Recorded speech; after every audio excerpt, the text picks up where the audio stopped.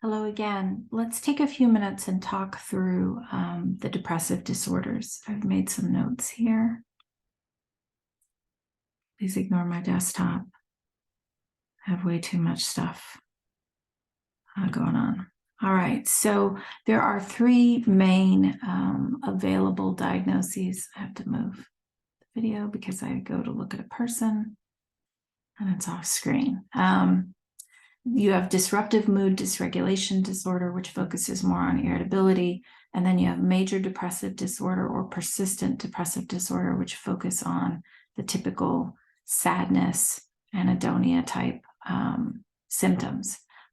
Disruptive mood dysregulation disorder requires that there are frequent outbursts of temper lasting at least 1 year, no more than 3 months without outbursts. The outbursts occur 3 or more times weekly. Mood is chronically irritable and angry. The onset is typically before 10 years of age, and a diagnosis is usually made between the age of 6 and 18. And it's possible that there is more likely to be a sex difference in the prevalence of disruptive mood dysregulation disorder, and that is because we've known for a long time that the reported symptoms or experienced symptoms of individuals suffering from depression varies according to sex. Men tend to manifest, or males tend to manifest, more irritability and anger versus the sadness that is more commonly seen in females. So doesn't mean that that's always going to be the case, obviously, but you may, in your practice, find that more males are diagnosed with disruptive mood dysregulation disorder than females. And there are other issues, like males tend to have more externalizing behavior, females tend to have more internalizing behavior. And why is there a sex difference in the manifestation? Right now, the leading theory is that it's socialization, that males are consistently socially constrained to express and explore a full range of emotions because of the potential threat to masculinity, and therefore more vulnerable emotions like sadness, fear, loneliness are generally penalized. Males are generally penalized and socially ashamed if they explore these types of emotions, which is why when you see literature around females being more in tune to emotions, being able to identify a broader spectrum, it's not because of differences in the structure and function of the central nervous system, right? Your brain. It appears to be more around social learning and the way that females are allowed and encouraged to explore emotions, and males have a very limited range of emotions that they can express.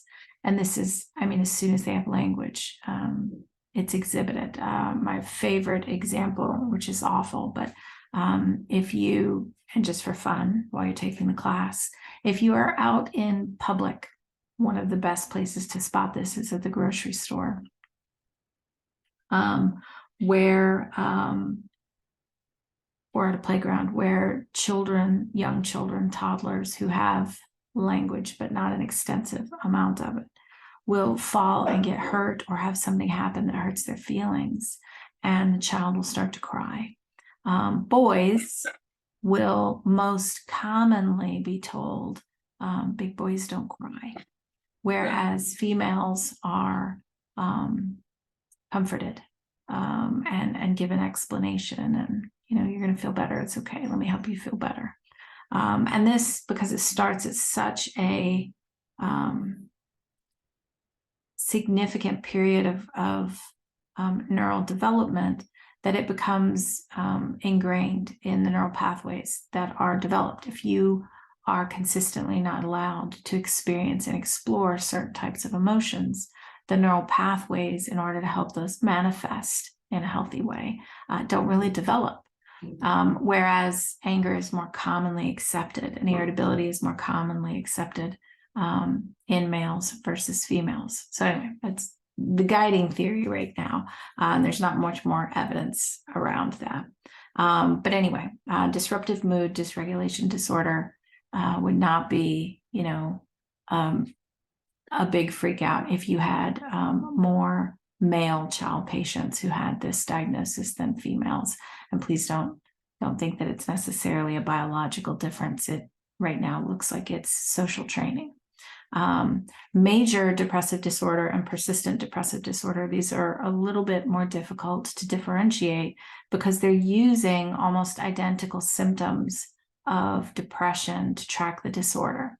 But there are two key demarcations, which is fascinating.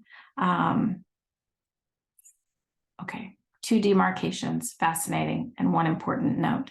Between the two disorders, you would think that major depressive disorder is actually more serious, that it is a more chronic illness versus persistent depressive disorder, which doesn't sound to be as bad because just of the terms in there.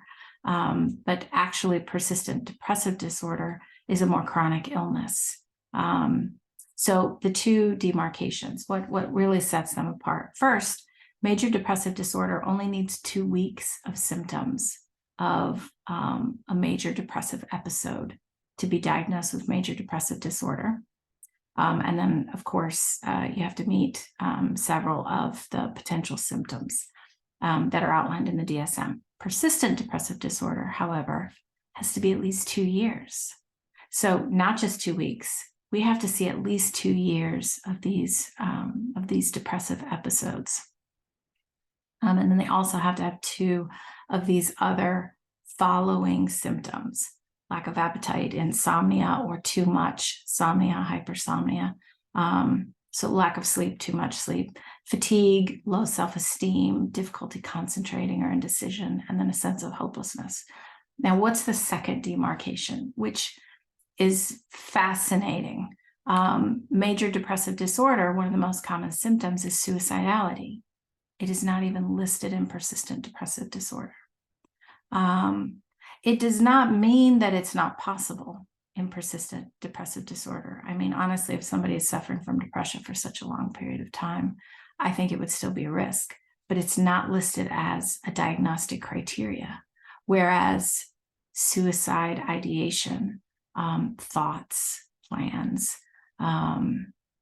is a specific diagnostic criteria for major depressive disorder.